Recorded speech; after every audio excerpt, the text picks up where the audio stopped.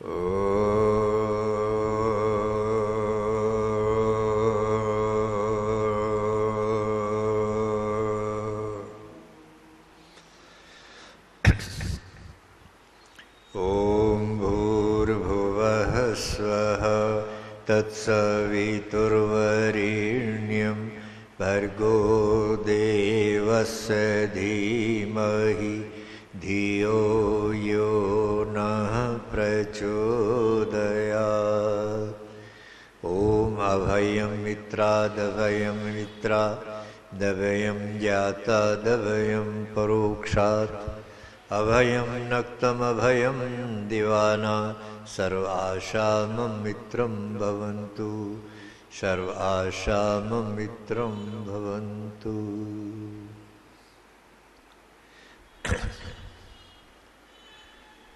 आर्य समाज कुबेर नगर के सभी पदाधिकारीगण, हमारे कोषाध्यक्ष जी, प्रधान जी, सत्यनारायण जी और हमारे कर्मठ कार्यकर्ता श्री त्रिलोक जी, हमारे मीडिया में मैं समझता हूँ दूर दूर तक आपकी संस्था का नाम पहुँचाने वाले हमारे प्रिय श्री कैलाश जी, पूजा के योग मातृ शक्ति, धर्म प्रेमी सज्जनों, ईश्वर की कृपा से आप सबके सहयोग से यार समाज के सत्संग में कुछ चिंतन करने का अवसर हम लोगों को प्राप्त होता है। कल प्रातःकाल की वेला में हमने चर्चा की थी और उस कारण को जानने की कोशिश की थी कि भाई इतने प्रचार प्रसार हो रहे हैं, बाबाओं के सत्संग हो रहे हैं, टीवी पर जब देखो तो चैनल किसी न किसी पर उपदेश आ रहा होता है और सत्संग में भी हम देखते हैं बड़ी बड़ी भीड़ इकट्ठी होती है, कई कई लाख आदमी जाता है। लेकिन उसके बावजूद जो चिंता का विषय वो ये बना हुआ है कि सुधार नहीं होता। लोग अपनी उन बातों को जो सुनते तो हैं पर उसको आचरण में नहीं ढाल पाते। तो इसका क्या कारण है, इस पर हम चर्चा कर रहे थे। और आपको मैं फिर याद दिला देता हूँ कि स्वामी दयानंद के जीवन से हमने बात शुरू की थी कि एक बिगड़ा हुआ व्यक्ति, भटका हुआ नौजवान जिसका नाम अमीचंद था, वो जो स्वामी के संपर्क में आया तो स्वामी जी ने एक थोड़ा सा बात उस पर के लिए बोल दिया कि अमीचंद हो तो हीरा पर पड़े कीचड़ में। और स्वामी जी की इस बात का इतना प्रभाव हुआ उसके जीवन में कि वो अमीचंद हीरा बन गया। एक तस्वीर ये है, एक पहलू ये है, लेकिन इसका ही दूसरा पहलू क्या है वो भी स्वामी दयानंद के जीवन से ही हमें झलक मिलती है कि स्वामी जी के जीवन में अनेक लोग ऐसे थे जो एक एक दो दो साल भी स्वामी जी के साथ रहे और रोजाना स्वामी जी के प्रवचन सुनते थे, सत्संग होता था। लेकिन उनके सुनने के बाद भी उनके जीवन पर कोई परिवर्तन नहीं आया। वही छल कपट के भाव से वो भरे रहे और आखिर तक भी वो इस दोष को नहीं छोड़ पाए। तो जब हम ये सोचते हैं कि हमारे योग दर्शन में भी इशारा किया गया है, और देखो मैं आज विशेष एक बात बताना चाह रहा हूँ कि ये गुरुडमवाद कहाँ से फैला। ये जो गुरुडमवाद, भगवान की जगह गुरु की पूजा करना, इसकी शुरुआत कहाँ से हुई। तो आप देखिएगा ये सब हमारे बीज रूप में कहीं ना कहीं धार्मिक ग्रंथों में निहित हैं, लेकिन उनसे ठीक से भाव ना समझकर उस चीज का दुरुपयोग करते हैं और उसका परिणाम होता है कि आने वाली पीढ़ी परंपरा उसका शिकार हो जाती है। ऐसे ही देखो योग दर्शन में एक प्रसंग है कि परमात्मा के ओम का जाप करने का क्या लाभ होता है। जाप करने से, परमात्मा के गायत्री मंत्र का जाप करने से क्या लाभ होगा, तो उसमें उसका फल दिया है। और भी कई फल हैं। आत्मा के स्वरूप की जानकारी हो जाती है, जो विघ्न है हमारे बीच में वो दूर हो जाते हैं। इन सब का वर्णन योग दर्शन में आया है। उसी में एक ये बात आई है कि जो जाप करता है, परमात्मा का नाम लेगा, तो उसकी वाणी जो है वो अमोघ वाणी हो जाती है। ये सब प्रयोग हुआ है, अमोघ। तो इसको स्पष्ट किया कि अमोघ वाणी क्या होती है। तो उसमें लिखा कि वो वाणी वो हो जाती है इस प्रकार की कि अगर वो किसी को आशीर्वाद दे दे तो फलित हो जाता है। बस यहीं से ये दोष पैदा हुआ है। ये जो गुरुड़मवाद है इसकी जड़ कहाँ है? यहाँ पर है। अब जब लोगों ने पढ़ा कि भाई ये रास्ता, तो उन्हें लगा कि ये रास्ता तो सबसे आसान है, इसमें ना तो वेद पढ़ने की जरूरत, ना स्वाध्याय करने की, ना हवन करने की जरूरत है। अब तो ऐसे व्यक्ति की तलाश कर लो जिसकी वाणी अमोघ वाणी हो और उसका आशीर्वाद मिल जाए, तो हमारा काम हो गया बस। देखो यहाँ से दोष पैदा हुआ। और वो बात अपनी जगह सही है, लेकिन उसका दुरुपयोग किया गया तो देखो कैसा। अब ये व्यक्ति की जो स्थिति है, हमारी जो बुद्धि है, ये बड़ी विचित्र है। ये अच्छी खासी चीज को भी खराब कर देगी अगर इसका ठीक से प्रयोग करना नहीं आता। इसीलिए तो भगवान से देखो गायत्री मंत्र में रोज प्रार्थना करते हैं हम कि परमात्मा आप बुद्धि दे दी हमें, इससे काम नहीं चलेगा हमारा, हम तो उसका भी दुरुपयोग करेंगे, कर सकते हैं। इसलिए धियो यो ना प्रचोदयात्, अर्थात बुद्धि तो मैं चाहता हूं प्रभु, लेकिन साथ साथ में ये भी चाहता हूं कि आप उसको प्रेरणा देते रहो ताकि वो अच्छे कार्यों में लगे, अच्छी बातों में लगे। तो ये दोनों एक पूरक हैं एक दूसरे के। तो वहां भी देखो इशारा। तो जब ये लोगों ने पढ़ा कि भाई ये ऐसा गुरु जिसकी वाणी अमोघ वाणी हो, उसको तलाश कर लो और वो अगर हमें मिल जाए तो उसका आशीर्वाद ले लो और हमारा काम हो गया, वो फलित हो जाएगा। बस लोग ढूंढने पड़ गए इसे। इस विचार ने गौड़मवाद को जन्म दिया, व्यक्ति पूजा, कि अब लोगों ने कहा भाई ऐसे व्यक्ति की तलाश करो, ढूंढने निकल गए।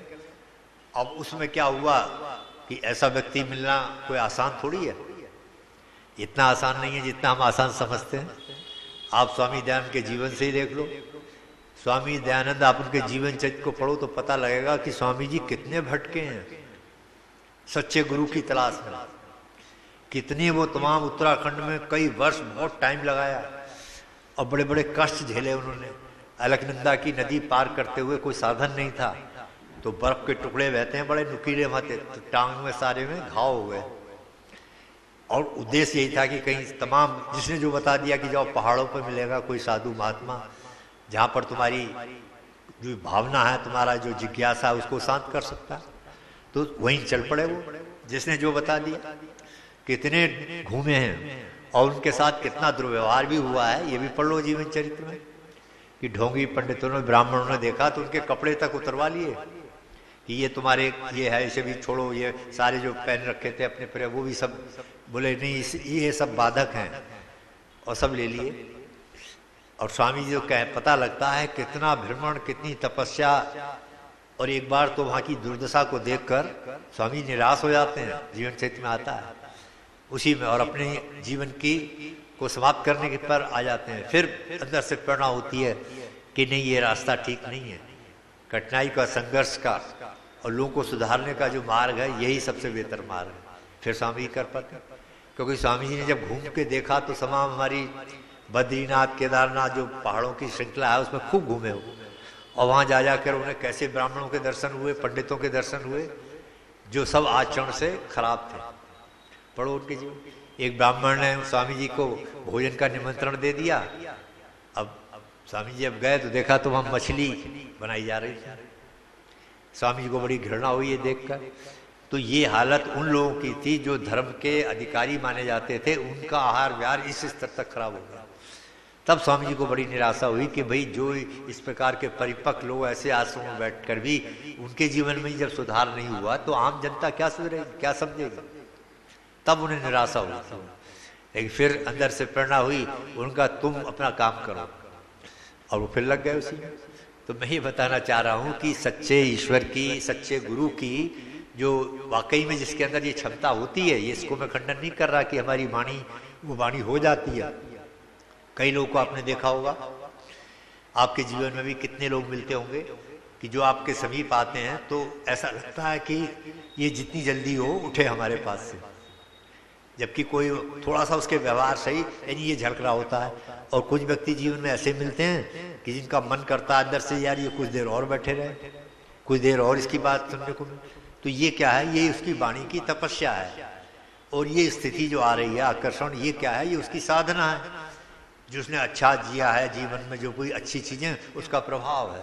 तो ये तो नहीं नकारा जा सकता कि वाणी का तो अपना प्रभाव है, लेकिन इधर दोष ये पैदा हो गया, दोष ये पैदा हो गया कि बस गुरु महाराज मिल जाएं जिनके अंदर ये क्षमता हो, बस उनका आशीर्वाद ले लो, खुद कुछ नहीं करना। यही वो दोष है, यही जिसके कारण से आज इतना सुनने के बाद भी जो है परिवर्तन क्यों नहीं होता, इसलिए नहीं हो रहा। ज्ञान बहुत है पर आचरण में नहीं है। पर वाकई में जो ज्ञान के बारे में लिखा है वो तो ये लिखा है ना, a drop of practice is better than an ocean of knowledge. एक बूंद ज्ञान की अगर आचरण में आ जाए हमारे, तो बहुत बड़ा है। बजाय विशाल ज्ञान की चर्चा करते रहे, बहता रहे हमारे सामने, वो हमारे लिए कोई उपयोगी नहीं होगा। तो इस दृष्टि से जो हमारी ये चीज़ें हैं हमें सावधान करती हैं कि जो भी पढ़ो लिखो सुनो, उसको कोशिश करो कि हमारे आचरण में वो भाग बन जाए। पर स्वार्थी लोगों ने इसका लाभ उठाया। अब भक्तों की जब भीड़ आने लगी तो उनका आओ हमारा आशीर्वाद ले लो, वो आशीर्वाद दे दो, बस काम हो गया। इसलिए है ये समस्या। तो आप समझ गए कि जो वहाँ जाते हैं सत्संग में लोग, भीड़ इकट्ठी होती है, उनके मन में क्या विचार होता है? उनके मन में ये विचार है कि हमें कुछ नहीं करना, जो कुछ करना है स्वामी जी को, गुरु जी को करना है। हमें तो केवल इतना करना है कि उनके सामने बैठ जाना है, जाकर उनके सामने बैठ जाना है, बाकी उन्हें आशीर्वाद देना है, जो भी है, बस हमारा काम उतना है। और इसी का परिणाम ये बन गया कि आचरण की बात ही खत्म हो गई। वहाँ तो जाना है, बस सामने आशीर्वाद ले लेना है, जल के द्वारा जो भी उनका तरीका होता है तरीके बोल दिया, बस उसने समझते हमारा कल्याण हो गया। यही वो पॉइंट है। पर मैं जिस विषय से आपको जोड़ने के लिए मैंने जो बात सुनाई, उसका कारण क्या है? उसका कारण ये है कि हम आत्मा के स्वरूप पर चर्चा कर रहे हैं, आत्मा के स्वरूप को जान रहे हैं। तो आत्मा का एक स्वरूप यह है कि वो चेतन है, और चेतन का दूसरा मतलब क्या है? चेतना, कॉन्शियसनेस जिसको अंग्रेजी में कहते हैं। ये चेतना जो है ये उसका गुण है। आप समझ रहे? दो गुण आपको बार बार हम जिन पर चर्चा कर रहे हैं, एक गुण क्या है? स्वाभाविक ज्ञान प्राप्त करना, और दूसरा है प्रयत्न करना। अब आप समझ, अब इन दोनों गुणों से ही अगर अपने को हम शून्य कर देते हैं तो समझ लें कि हम चेतना का प्रयोग नहीं कर रहे, हम जड़वत हो गए। ये है समस्या। और इन दोनों गुणों का अगर प्रयोग करता है मनुष्य, तो समझो कि हम अपनी आत्मा का प्रयोग कर रहे हैं, आत्मा अपना काम कर रही है, कि ज्ञान भी प्राप्त कर रही है और प्रयत्न भी कर रही है। प्रयत्न करने का, अब वहाँ क्या है? उनके दिमाग में ज्ञान प्राप्त करने की लालसा तो थोड़ी है, लेकिन उस ज्ञान को आचरण में ढालने के लिए ये प्रयत्न नहीं है। कहीं भी हो, ये तो हर सत्संग की बात है, किसी भी चीज में, तो वहां भी जो दिक्कत आ रही है, जो इतनी लाखों लाखों की भीड़ खड़ी हो रही है, वो ये है कारण कि वो सोचते हैं कि हमें कुछ नहीं करना, बस हमें तो इनके सामने बैठ जाना है, बाकी गुरु महाराज को इनको जो कुछ करना है। यही प्रवचन में सारी चीजें चल रही, इसलिए नहीं असर हो रहा। पर हमारी जो दार्शनिक जो विवेचना है वो ये बता रही है कि जिसको हम कहते हैं किसी भी क्षेत्र में, अब देखो इसका दोष दूर करते हैं, किसी भी क्षेत्र में कुछ भी बनने के लिए, कुछ भी करने के, पहली चीज ये है कि हमें पहला कदम खुद ही उठाना पड़ेगा।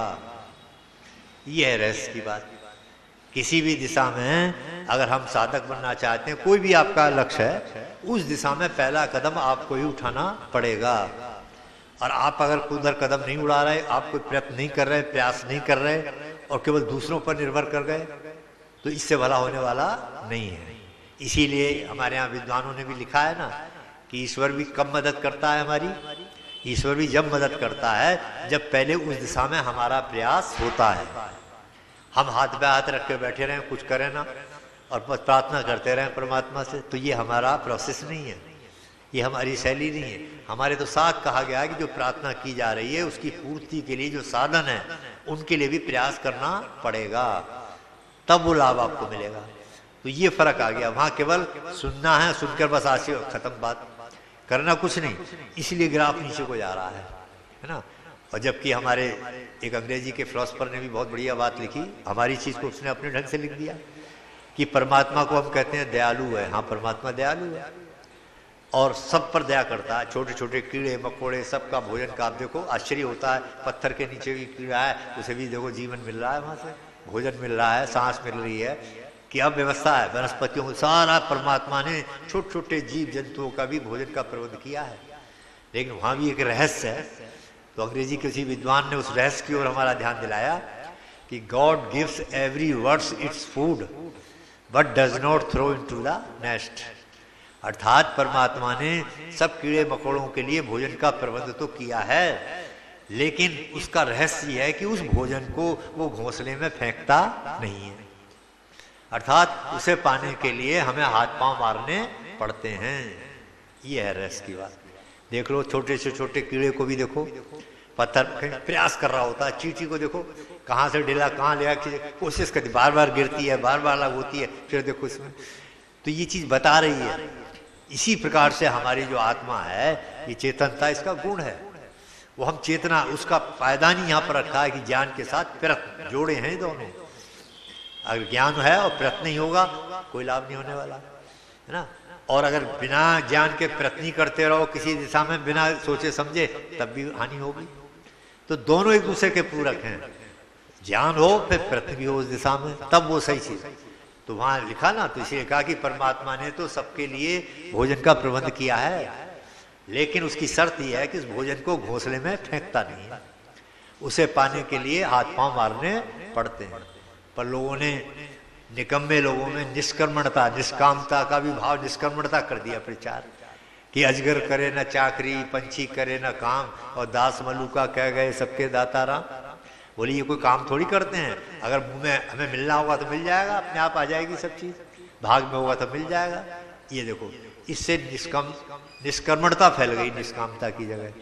गीता का जो उद्देश्य है वो निष्काम कर्म का है, लेकिन निष्काम कर्म को तो हम समझ नहीं पाए, निष्कर्मण हो गए।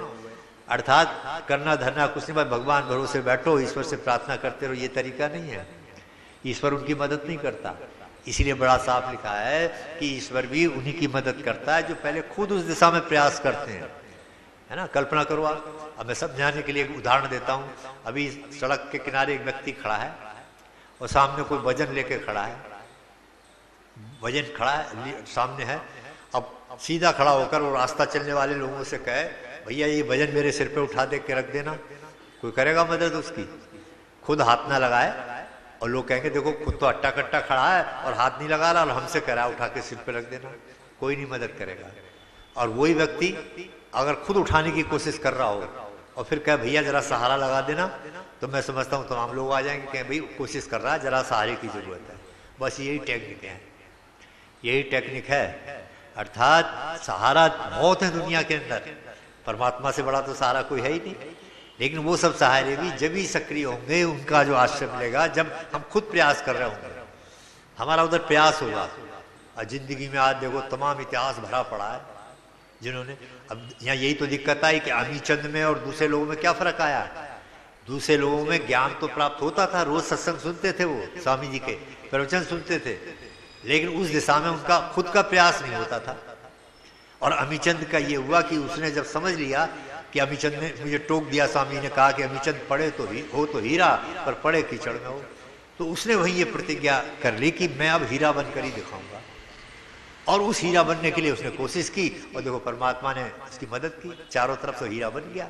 यही चीज हमारे जीवन की है, यही अध्यात्म जो वैदिक फिलॉसफी है वो इसका ये सार है कि ज्ञान प्राप्त करो, अच्छी बात है, ज्ञान के साथ साथ लेकिन प्रयत्न भी नहीं करोगे तो मिलने वाला कुछ नहीं।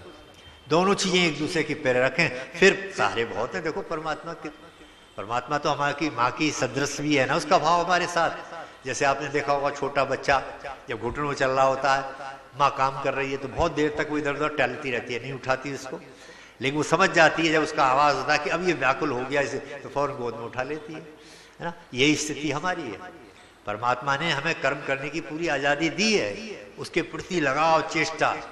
हमारे शंकराचार्य ने भी कभी विषय आएगा तो उस पर भी चर्चा करेंगे, मुक्ति के साधन गिनाए हैं ना, मुक्ति के मोक्ष कैसे प्राप्त होगा। नवे समोल्लास में भी स्वामी जी ने उसका वर्णन किया है। हम भी मुमुक्षु हैं तो उन साधनों को तो अपनाना पड़ेगा ना। तो उसी में जहाँ विवेक है, वैराग है, वहीं सठ संपत्ति है, वहीं ये आ रही है। अर्थात कि हमारे अंदर से तीव्र उत्कंठा होना चाहिए कि मैं अब आपका अनुभव करके ही छोड़ूंगा। रोज हम सुन रहे हैं ना, प्रकाश स्वरूप है परमात्मा, आनंद स्वरूप है, और वो रोज हमें नींद में ले जाकर अपना परिचय भी देता है। तो दिन में बैठ के भी हमारे मन में प्रतिज्ञा नहीं, मैं करके छोड़ूंगा, इसको प्रैक्टिकल करके छोड़ूंगा। है ना, कि परमात्मा का कैसा आनंद है, तुरीय अवस्था में जाके छोड़ूंगा, ये संकल्प, विल पावर जिसको कहते हैं जी। ये जब हमारा उधर कदम बढ़ेगा तो देखो अंदर से वो चीज खींच लेगी खुद, अट्रैक्शन उसके अंदर। तो आप कहेंगे कि झुकाव तो पहला कदम तो हमें ही उठाना है ना, इसीलिए शंकराचार्य ने लिखा तीव्र उत्कंठा, ये सब प्रयोग किया है। यानी मुमुक्षु के लिए क्या है, तीव्र उत्कंठा, उस विषय के प्रति तीव्र आकर्षण, तीव्र लालसा होनी चाहिए कि मैं ये करके छोड़ूंगा, इसका साक्षात्कार कर क्या है उसके प्रति जैसे होता है, उस स्थिति को पैदा कर लेना, तब है इस स्टेज पर आना। यहाँ एक उदाहरण भी दिया है महात्मा आनंद स्वामी ने अपने ढंग से किताब में। वो लिखते हैं कि जैसे अब तो खैर सिस्टम बदल गया, पर पुरानी बात लिखी है उन्होंने कि पहले जमाने में जब विवाह होते थे तो वर और कन्या जो थे, वर और वधू, वो एक दूसरे को देखते ही नहीं थे, देख ही नहीं पाते थे। वो तो ब्राह्मण लोग, नाई लोग, दूसरे लोग रिश्ता कर देते थे और विवाह के बाद तब एक दूसरे को देखते थे। तो उस समय वो उन्होंने उदाहरण दिया कि वो चेष्टा कैसी होनी चाहिए, वो तीव्र उत्कंठा का भाव कैसे समझे हम, कि उस समय जो उन दोनों के दिमाग में ये होता है कि मैं देखूं मेरा पति कैसा है, पति के दिमाग में उत्कंठा होती है कि मैं देखूं मेरी पत्नी कैसी है, तीव्र उत्कंठा का भाव होता है, अंदर से पूरी चीजें उसकी तरफ ला, ये स्थिति हो जानी चाहिए ईश्वर की। इतना कंसंट्रेशन जब स्थित हो जाएगा तब साधना की तरफ हमारी गति, तब कहा गया कि वो तो माँ है हमारी, जब हम तीव्र उत्कंठा के रूप में तो खींच लेती है हमें। तो यही इसका मतलब जो मैंने आपको ये प्रसंग सुनाया कि आत्मा को जानने के साथ साथ आत्मा के गुणों को भी समझें, उसके सामर्थ्य को भी समझें, तब पूरा कल्याण होगा। वेद मंत्र भी देखो इसको इशारा कर रहा है। यजुर्वेद का 40वां अध्याय में ये मंत्र आता है, वायु नीलम अमृतम अथेदम भस्मांतम शरीरम ओम कृतो स्मर किलवे स्मर कृतगम स्मर। ओम कृतो स्मर को तो सब समझते हैं आप, लेकिन बीच में जो है ओम किलवे, किलवे का क्या मतलब होता है इसको भी समझ लें। किलवे कहते हैं सामर्थ्य को, हमारी शक्ति क्या है। हम अपनी शक्ति को जब नहीं पहचानेंगे तो क्या ठीक से काम कर पाएंगे। हमारी योग्यता, जिसको कई रूप में हमारी शक्ति सामर्थ्य क्या है, हम चेतन हैं, चेतना गुण है हमारे अंदर, और हम इस चेतना का प्रयोग नहीं करते तो हम जड़वत हो गए। और जब चेतना का प्रयोग करेंगे तो हर परिस्थिति का मुकाबला करने की क्षमता है हमारे अंदर, हर परिस्थिति का। और देखो इसी चेतना का भाव ही हमें ये ज्ञान करा रहा है ना। राम प्रसाद बिस्मिल के जीवन को देखो, भगत सिंह के जीवन को देखो, ठाकुर रोशन सिंह के जीवन को देखो, तमाम लोगों ने बलिदान दे दिए, फांसी के फंदे चूम लिए। तो किस आधार पर चूम लिए, और तमाम उन्होंने तर्क दिया, अरे हमारा तो हम जानते हैं आत्मा को कोई गला नहीं सकता, जला नहीं सकता, कोई मार नहीं सकता, ये तो अमर है, नित्य है। ये सुनने में तो बहुत आसान लगता है, सुनाने में, लेकिन इसका प्रैक्टिकल कर लेना, साक्षात्कार कर लेना, इसके लिए तो फिर समझो आप प्रयास, बहुत कड़ी तपस्या, बार बार दोहराने की जरूरत है कि नहीं मैं अलग हूं और शरीर अलग है। तो यही भाव है कि जब इसका एक दूसरा लाभ क्या होगा, एक तो इसका लाभ इसी के साथ समझ लें, इसका लाभ ये होता है कि जब मुझे अपने एहसास में अपने को जान लूंगा, अपने स्वरूप को समझ लूंगा, तो मैं अपनी सामर्थ्य को पहचान लेता हूं, और उसके बाद ही मैं अपने कर्तव्यों का ठीक से पालन कर पाता हूं। मैंने शायद पहले भी इशारा किया था, कोई अधिकारी यहाँ मान लो पोस्टिंग कर दी जाए किसी की, डीएम या एसएसपी, और उसे ये ना बताया जाए कि तुम हो कौन, तो अपने कर्तव्यों का पालन कर पाएगा, वो नहीं कर पाएगा। पहले उस व्यक्ति को प्रतिज्ञा कराई जाती है, उसके अस्तित्व को उसका बोध कराया जाता है कि तुम ये हो, अपना पहले ज्ञान से, तब वो कर्तव्यों की बात आती है। ठीक यहाँ पर भी यही स्थिति है। आज जो हमारी शिक्षा पद्धति है उसमें यही तो दोष है, इसीलिए तो इतने सब होने के बाद भी शांति क्यों नहीं आ रही, क्यों नहीं नैतिकता का गिराव, वो जो भाईचारा, वो प्रेम, वो जो सदाचार की चीजें हमारे अतीत में सुनते हैं, वो आज कहाँ चली गई, क्यों चली गई। इसका कारण ये है कि उस शिक्षा में के सिलेबस में किसी भी यूनिवर्सिटी में आज ये नहीं पढ़ाया जाता कि मैं कौन हूँ, हमारा ज्ञान है। सब में अगर एक ही चीज पढ़ाई जाती है तो क्या पढ़ाया जा रहा है, ये हमारे कर्तव्य हैं, ये हमारे कर्तव्य हैं, हमारे ये कर्तव्य ड्यूटीज। और हमारी खोज है ऋषियों की बता रही है कि पहले इस बंदे को कर्तव्यों से पहले उसे ये ज्ञान कराया जाए कि तू है कौन। जब मुझे पता लग जाएगा मैं ये हूँ ये, और मेरी फिर तो मैं निर्भय भी हो जाऊंगा। अभी प्रार्थना करते हैं ना, निर्भय अभयम मित्रा दभयम मित्रा, क्या प्रार्थना की जा रही है इस मत में, परमात्मा हमें निर्भय बना दो, किसी प्रकार का हमारे अंदर भय ना हो, जो मित्र हैं उनसे भी हमें भय ना हो, जो अमित्र हैं उनको भी, और चारों दिशाएं से मुझे निर्भयता प्राप्त हो, ये प्रार्थना होती है। निर्भयता कैसे प्राप्त होती है, इसमें ये ज्ञान भी सहयोग करता है कि जब मेरे अंदर ही मुझे पता लग गया तो मैं तो फंस गया चक्कर में, सांसारिक विषयों में फंस गया, मकान में, दुकान में, औलाद में, सब में, तो वो बंधन मुझे दुख का कारण बन रहा है। और जब मुझे ज्ञान हो गया कि अरे मैं तो बिल्कुल अलग हूं इस सबसे, मेरा स्वतंत्र वजूद है और नित्य है, यूनिवर्सल है, जिसके लिए किसी उपादान कारण की जरूरत नहीं है, तो फिर क्या होगा, मैं अपने स्वरूप में आ जाएगा। और स्वरूप में आकर वही बात समाप्त करता हूं, अर्थात हम दृष्टा बन जाएंगे। और दृष्टा बनकर क्या होगा कि दृश्य का आनंद लेंगे फिर हम। जैसे दृश्य का आनंद कौन है, जिसको ज्ञानी व्यक्ति है, वो सामने वाला क्रोध कर रहा होता है तो वो मस्ती ले रहा होता है अंदर से, देखो कैसे जल रहा है ना, उसको दृश्य के रूप में देख रहा है, देखो कैसे इसमें ये पैदा हो गई, उन्नता हो रही है, इसे भूख देखो, लोकेशना, वित्तेषणा, पुत्रेषणा। तो ये अनुभव होता है किसको, जो सामने वाला है, जो उसको एहसास होकर दृष्टा के रूप में देख रहा है और वो खुद उसको समझ नहीं आ रहा। इसी प्रकार से जो अंदर का चक्र है, अंदर जो चक्र चलता है हमारे मल विक्षेप आवरण का, उसको क्रॉस करने के लिए भी, उस पर विजय पाने के लिए, उन साधनों पर कंट्रोल करने के लिए भी ये जरूरी है कि हम दृष्टा बन जाएं। अपने स्वरूप को हम जान लेंगे तो मन हमें भटकाएगा, खींचेगा विषय की तरफ, हम काट देंगे, अरे मैं जानता हूँ इसमें कुछ नहीं रखा, ये मैंने देखा है, इसका परिणाम ये होगा, मुझे मालूम है, मुझे मत फंसा उसमें। क्या होगा, फौरन उथक के वापस आ जाएगा, कहेगा ठीक है भाई ये तो जान गया, होशियार हो गया, दृष्टा बन गया। तो इस प्रकार का ये चीजें हमारे व्यवहार में प्रभावित करती हैं। तो मैंने आपको थोड़ी सा निवेदन किया, अर्थात जो चेतना है ये जीवात्मा का गुण है। और जब हम बैठकर केवल दूसरे पर अधीन हो रहे हैं, भाग भरोसे पर हो जाएं, या महात्मा जी के गुरु, हमें कुछ नहीं अगर करना ये, तो समझो हम जड़वत हो गए, हम पराधीन हो गए उनके। तो पराधीनता तो फिर समझो आप, उसमें कहाँ सुख है।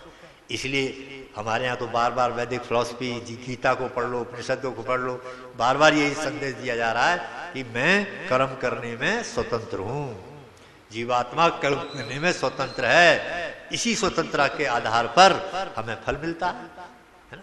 अगर स्वतंत्र नहीं होंगे तो फिर आप समझ लो कर्म का दायरा फिर क्या होगा। इसलिए हमारे यहाँ वेद का ओम किलवे स्मर, ये परमात्मा ने कहा वायु नीलमृतम अथेदम भस्मांतम शरीरम, ये वायु, अग्नि, वायु, जल, पृथ्वी, जो 5 भूतों से तुझे मैंने ये शरीर बना कर दिया है जीवात्मा को, तू इसकी सार्थकता के लिए ये 3 काम कर।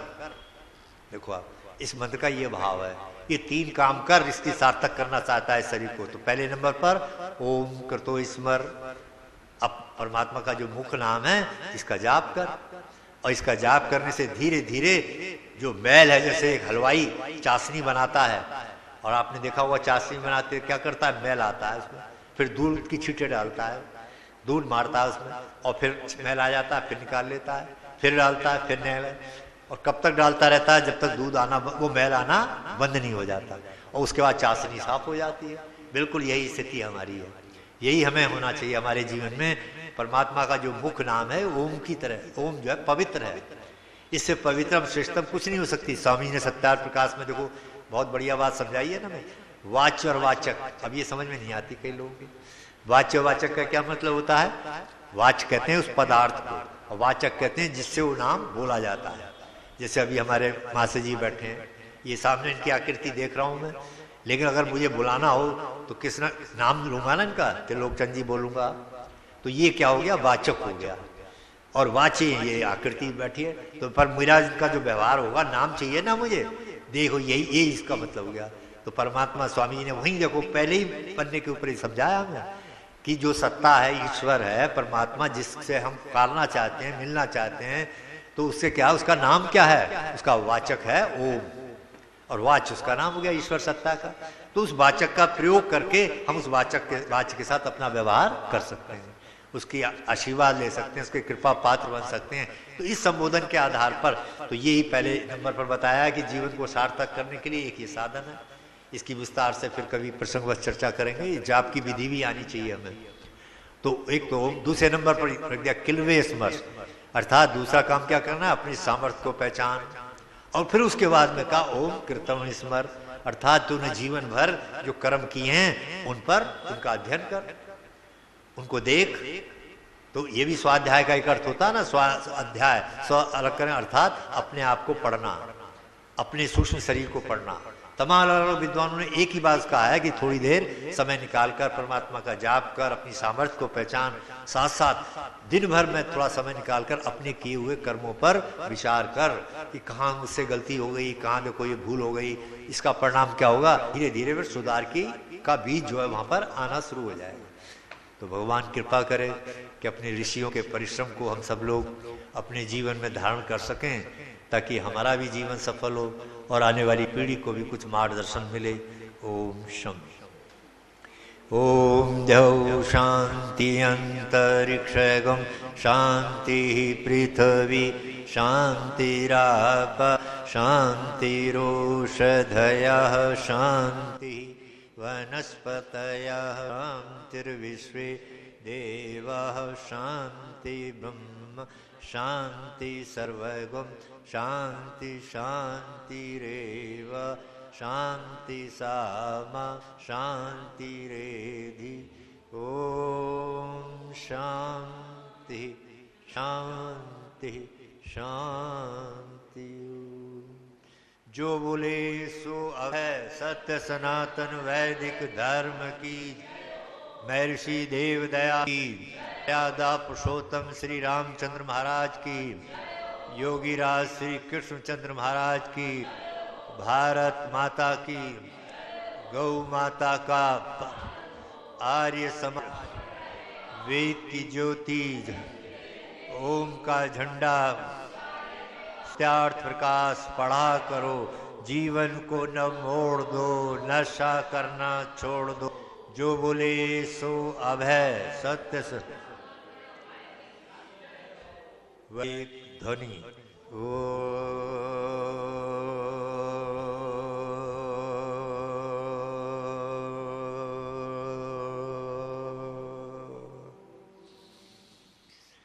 वैदिक अभिवादन सभी को सादर नमस्ते जी।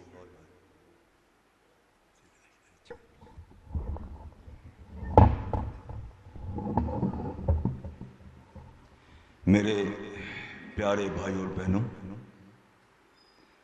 आचार्य जी ने जो अपने प्रवचनों द्वारा बताया कि इंसान पहले तो कर्म कर, पहले तो कर्म कर, अगर उस कर्म में जो तुम्हें तकलीफ आती है तो ईश्वर तुम्हें मदद करेगा। जिस तरह उन्होंने जो एक सामान पड़ा है और वो दूसरे को बोलता है कि सामान उठाओ, उससे बेहतर तो ये है कि खुद उठाता है फिर उससे मदद मांगता है तो वो उसे मदद करता है, वो सबसे बड़ी अच्छी बात है। इसलिए इंसान अपना कर्म करता चले, अगर उसमें कोई तकलीफ आती है तो ईश्वर उससे मदद करेगा। एक तो ये बहुत बढ़िया बात सुनाई। और दूसरी बात ये कि उन्होंने कहा कि अगले जमाने में जो शादियां होती थी वो लड़के वाले के बड़े लोग और लड़के वाले के बड़े लोग देख के आते थे, लड़की को और लड़के को। लड़का और लड़की एक दूसरे को नहीं दिखाते थे, उसमें बड़ा प्यार था मेरे हिसाब से। उसमें लड़के लड़की को एक दूसरे को नहीं देखा है तो उसमें बड़ा आकर्षण था, उसमें बड़ा प्रेम था। और शादी के बाद जब एक दूसरे को देखते हैं तो क्या बताऊं मैं आपको, बहुत सा प्यार पैदा होता है। और आजकल जो चल रहा है वो लड़की लड़के को देखते हैं तो वो सस्पेंस जो है वो दूर हो जाता है, प्यार देखने से ही हो जाता है, शादी से पहले ही हो जाता है, वो शादी के बाद धीरे धीरे कम होने लगता है। और उसके बाद तो आप जानते हैं कि काफी तलाकें होती रहती हैं। इसलिए जो पहले का जो जीवन था, पहले का जो नियम था वो बहुत ही अच्छा था और समझ जैसा था। धन्यवाद।